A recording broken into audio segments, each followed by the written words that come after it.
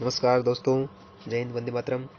आज हम पढ़ेंगे विज्ञान से संबंधित कुछ महत्वपूर्ण प्रश्नों के बारे में। विज्ञान से संबंधित कुछ महत्वपूर्ण प्रश्नों के बारे में जो आगे आने जो आगे आने वाली एग्जाम्स हैं उनके अंदर बहुत ही कारगर सिद्ध होने वाले क्वेश्चन है। तो आप वीडियो को लास्ट देखिए। चलिए चलते हैं। फर्स्ट क्वेश्चन है कि परमाणु बम किस पर आधारित होता है। परमाणु बम होता है वो किस पर आधारित होता है, तो होता है नाभिकीय विखंडन पर आधारित होता है। और जो हाइड्रोजन बम होता है वो होता है नाभिकीय संलयन पर आधारित। दोनों में अंतर है दोस्तों। जो परमाणु बम है वो नाभिकीय विखंडन पर आधारित होता है और हाइड्रोजन बम नाभिकीय संलयन पर आधारित होता है। ठोस कार्बन डाइऑक्साइड को क्या कहते हैं, तो शुष्क बर्फ कहते हैं इसको।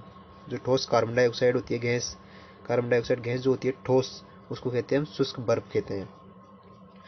फिर आता है प्रकृति में पाया जाने वाला सबसे कठोर पदार्थ कौन सा है, तो सबसे कठोर पदार्थ होता है हीरा। हीरे को जितना घिसते हैं ना उतना ही चमकता है, और हीरा बहुत कठिन से घिसा जाता है क्योंकि ये सबसे ठोस पदार्थ होता है जो प्रकृति में पाया जाता है, हीरा। फिर आता है थायराइड ग्रंथि की सक्रियता को थायराइड ग्रंथि की सक्रियता का पता लगाने के लिए किस समस्थानिक का उपयोग किया जाता है, तो उपयोग किया जाता है आयोडीन 131 का। आयोडीन 131 का प्रयोग किया जाता है। फिर आता है अम्ल व क्षारों की अभिक्रिया के फलस्वरूप बने पदार्थ को क्या कहते हैं, तो उन्हें कहते हैं लवण। अम्ल और क्षार की जो जब अभिक्रिया कराते हैं, जैसे खट्टा और कड़वा जो पदार्थ होता है उसको अगर हम एक जगह मिलाते हैं, उसकी अभिक्रिया करवाते हैं, तो उससे हमें प्राप्त होता है लवण प्राप्त होता है। फिर आता है कॉपर सल्फेट का जलीय घोल। कॉपर सल्फेट का जलीय घोल प्रकृति में अम्लीय होता है। कॉपर सल्फेट का जलीय घोल प्रकृति में अम्लीय होता है क्योंकि लवण में होता है हाइड्रोलासाइसिस। हाइड्रोलासाइसिस एक पदार्थ होता है जो लवण में होता है, इसलिए कॉपर सल्फेट और जलीय घोल प्रकृति में अम्लीय होते हैं। किसके कारण होते हैं, हाइड्रोलाइसिस के कारण। फिर आता है आजकल सड़कों पर रोशनी के लिए प्राय पीले लैंपों का प्रयोग किया जाता है। उन लैंपों में कौन सी गैस भरी हुई होती है, तो उसमें भरी हुई होती है भाई सोडियम गैस। सड़कों पर लगे हुए होते हैं ना ये रोशनी के लिए, जो पीले लैंप से लगे होते हैं वो मोटे मोटे हंडे, तो उनके अंदर कौन सी गैस भरी होती है, तो उनमें सोडियम गैस भरी होती है। जब एथिलीन की प्रतिक्रिया सल्फर मोनोक्लोराइड के साथ कराई जाए जब एथिलीन की प्रक्रिया सल्फर मोनोक्लोराइड के साथ कराई जाए तो कौन सी गैस प्राप्त होती है, तो मस्टर्ड गैस प्राप्त होती है दोस्तों। मस्टर्ड गैस प्राप्त होती है, मस्टर्ड गैस। फिर आता है मौसम संबंधी मौसम संबंधी ज्ञान के प्रेक्षण गुब्बारों में भरने के लिए किस गैस का प्रयोग किया जाता है, तो हीलियम गैस का प्रयोग किया जाता है। और ये प्रकृति में पाई जाने वाली सबसे हल्की गैस होती है हीलियम गैस। हल्की प्रकृति में पाई जाने वाली सबसे हल्की गैस होती है हीलियम गैस, इसलिए इसको गुब्बारे में भरा जाता है और इसी कारण से गुब्बा हवा में ऊपर की ओर उड़ता है। झूठा सोना किसे कहते हैं, तो आयरन सल्फाइड को कहते हैं। झूठा सोना आयरन सल्फाइड को कहते हैं। फिर आता है मार्स गैस का प्रमुख रंजक कौन है। मार्स गैस का प्रमुख रंजक कौन होता है, तो मीथेन गैस होती है। पेंसिल लेड किसे कहते हैं, ग्रेफाइट को, क्योंकि जो पेंसिल होती है, जो लिखने की पेंसिल होती है वो ग्रेफाइट की बनी हुई होती है, तो पेंसिल लेड किसे कहते हैं, ग्रेफाइट को। प्लास्टर ऑफ पेरिस का सूत्र क्या होता है, प्लास्टर ऑफ पेरिस, ये वो चढ़ना देखिए, किसी की हड्डी वड्डी टूट जाती है तो उसके ऊपर प्लास्टर किया जाता है, उसको बोलते हैं पीओपी, प्लास्टर ऑफ पेरिस। इसका नाम इंग्लिश में नाम होते हैं POP, POP, plaster of Paris. इसका सूत्र क्या होता है, CaSO4H2O, CaSO4H2O इसका सूत्र होता है प्लास्टर ऑफ पेरिस का।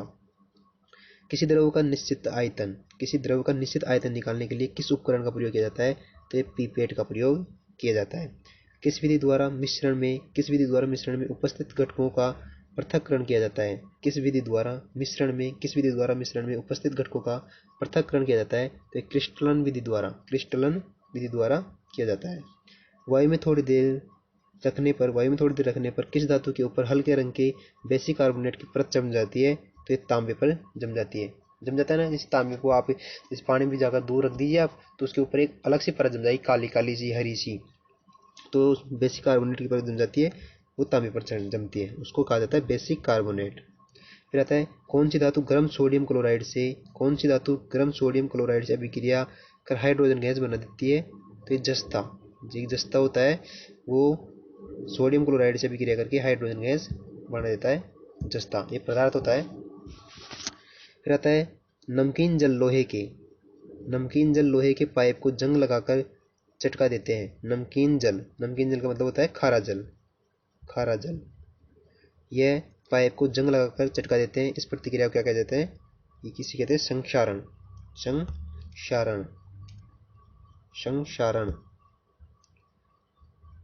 नमकीन जल यानी खारा जल लोहे के पाइप को जंग लगाकर चटका देते हैं। इस प्रक्रिया को कहते हैं संक्षारण। कपड़े को अधाह्य बनाने में एल्यूमीनियम के किस यौगिक का उपयोग किया जाता है? तो ये एल्यूमीनियम हाइड्रोक्साइड का प्रयोग किया जाता है। रॉक साल्ट किसका अयस्क है? ये सोडियम का अयस्क है भाई, रॉक साल्ट। किस विधि में नाइट्रोजन युक्त यौगिक को सांद्र सल्फ्यूरिक अम्ल के साथ गर्म किया जाता है? तो केल्डोल विधि के द्वारा किया जाता है। विरंजक के रूप में सूती कपड़ों, कागजों आदि के रंग उड़ाने में किसका प्रयोग किया जाता है?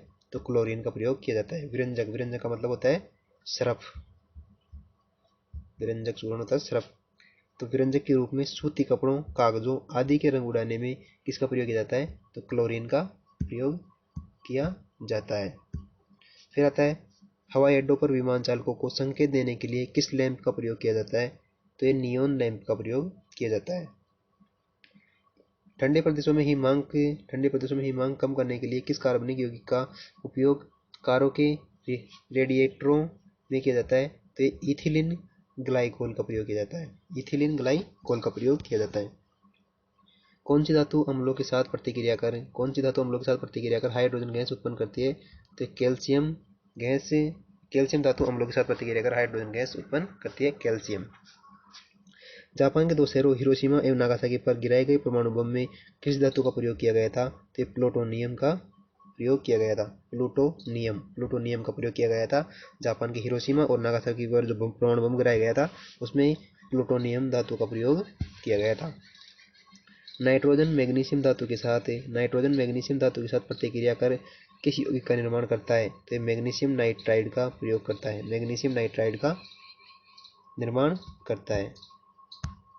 फिर आता है स्थिर ताप पर किसी गैस के आयतन को कम करने के लिए उसके दाब पर क्या प्रभाव पड़ता है? तो दाब बढ़ जाता है भाई। स्थिर ताप पर क्वेश्चन को पढ़िए कि स्थिर ताप पर किसी गैस के आयतन को कम करने पर उसके दाब पर क्या प्रभाव पड़ता है? तो दाब बढ़ जाता है। 1950 ईस्वी तक मुंबई की गलियों में रोशनी के लिए किस ईंधन का इस्तेमाल किया जाता था? 1950 तक मुंबई की गलियों में रोशनी के लिए किस ईंधन का उपयोग किया जाता था? तो कोल गैस का उपयोग किया जाता था, कोल गैस। पोटेशियम डाइक्रोमेट के अम्लीय घोल में हाइड्रोजन सल्फाइड गैस को प्रभावित करने पर घोल का रंग कैसा हो जाता है? तो घोल का रंग हरा हो जाता है। कैसा हो जाता है? हरा हो जाता है। प्राकृतिक रबड़ को मजबूत करने तथा प्रत्यास्थ बनाने के लिए उसमें क्या मिलाया जाता है? तो उसमें सल्फर मिलाया जाता है। फिर आता है भारी मशीनों में स्नेहक के रूप में किस कार्बनिक पदार्थों का उपयोग किया जाता है? तो ग्रेफाइट का प्रयोग किया जाता है। जो भारी मशीनें होती है उनमें स्नेहक के रूप में किस कार्बनिक पदार्थ का उपयोग किया जाता है? तो ग्रेफाइट का उपयोग किया जाता है। फिर आता है जब कार्बन अपर्याप्त ऑक्सीजन की उपस्थिति में जलता है तो कौन सी गैस बनती है? तो कार्बन मोनोऑक्साइड गैस बनती है। जब कार्बन अपर्याप्त ऑक्सीजन की उपस्थिति में जलता है तो कौन सी गैस बनती है? तो कार्बन मोनोऑक्साइड गैस बनती है। खाना पकाने के लिए विशेष रूप से निर्मित चिपचिपाहट रहित बर्तनों में किसका लेप किया जाता है? तो ये टेफलॉन का उपयोग किया जाता है। जो खाना बनाने के जो बर्तन होते हैं उसमें विशेष रूप से जो जिनमें चिपचिपाहट होती है तो उसको कम करने के लिए या उसको चिपचिपाहट रहित बनाने के लिए बर्तनों में किसका लेप किया जाता है? टेफलॉन का लेप किया जाता है टेफलॉन का। कार्बन का परमाणु क्रमांक 6 तथा परमाणु भार 12 है। कार्बन का परमाणु क्रमांक 6 तथा परमाणु भार 12 है। इसमें नाभिक में कितने प्रोटॉन होंगे? तो इसके नाभिक जब कार्बन के परमाणु क्रमांक 6 और परमाणु भार 12 है तो नाभिक में प्रोटॉन की संख्या 6 होगी। जाहिर सी बात है 6 होगी। 6 इज राइट आंसर। वह कौन सी गैस है जो स्वयं जलती है लेकिन जलने में सहायक नहीं होती। वह कौन सी गैस है जो स्वयं तो जलती है लेकिन जलने में सहायक नहीं होती तथा जो सड़े अंडों जैसी गंध देती है, तो हाइड्रोजन सल्फाइड गैस होती है। ऐसी हाइड्रोजन सल्फाइड गैस होती है। मतदान में प्रयुक्त स्याही में क्या होता है जो उसे बहुत दिनों तक बरकरार रखता है, तो सिल्वर नाइट्रेट होता है इसके अंदर। मतदान में प्रयुक्त स्याही में क्या होता है जो बहुत दिनों तक उसे बरकरार रखता है, मतलब वो मिटनते नहीं है। जो वोटिंग में जो काम ली जाती है जो स्याही, वो मार्कर स्याही होती है, और वो ऐसी स्याही होती है कि उसको आप चाहे माउंटेन लेयर क्लियर मिटा दो, मिटते नहीं है वो, और बहुत दिनों तक, मतलब 4-5 दिन तक लगातार वो ऐसी कैसी रहती है, मिटते नहीं है। उससे उसका उपयोग इसलिए किया जाता है ताकि कोई व्यक्ति दोबारा वोट न डाल दे। तो मतदान प्रयुक्त की जाती है सिल्वर नाइट्रेट। फिर आता है मूत्रालय के पास से प्राय नाक में चुभने वाली गंध। मूत्रालय के पास प्राय नाक में चुभने वाली गंध का कारण कौन सी गैस है, तो अमोनिया गैस है। ये मूत्र के सड़ने से हो जाती है, मतलब जो पानी है, जो अपने पेशाब होता है, यूरिन होता है, वो एक जगह एकत्रित होता है और उसके अंदर अमोनिया गैस उत्पन्न हो जाती है, जिस कारण से वहाँ पर बदबू आने लग जाती है मूत्रालयों के पास। तो ये अमोनिया गैस होती है इसके कारण। आई होप दोस्तों आपको आज की वीडियो पसंद आई होगी, और अगर क्वेश्चन अच्छे लगे तो वीडियो को लाइक करना और चैनल को सब्सक्राइब करना, ताकि ऐसी वीडियो आपको आगे भी मिलते रहे। जय हिंद, थैंक्स फॉर वॉचिंग दोस्तों।